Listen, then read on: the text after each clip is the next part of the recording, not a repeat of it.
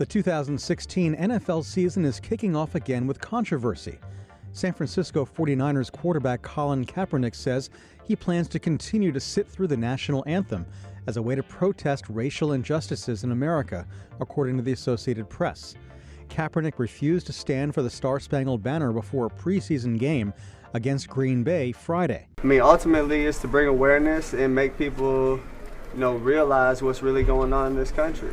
There are a lot of things that are going on that are unjust, people aren't being held accountable for. There's a lot of things that need to change. One specifically is police brutality. There's people being murdered unjustly and not being held accountable. Cops are getting paid leave for killing people. That's not right. That's not right by anyone's standards. Kaepernick is just the latest high-profile athlete to protest race relations in the U.S.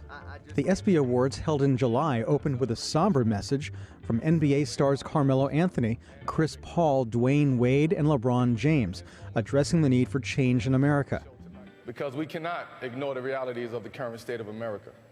The events of the past week have put a spotlight on the injustice, distrust, and anger that plague so many of us.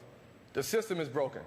The problems are not new, the violence is not new, and the racial divide definitely is not new.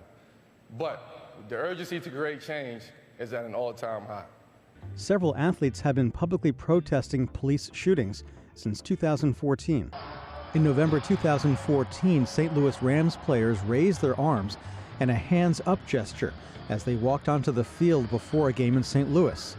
The players said the gesture was to raise awareness of the police shooting of Michael Brown in Ferguson, Missouri.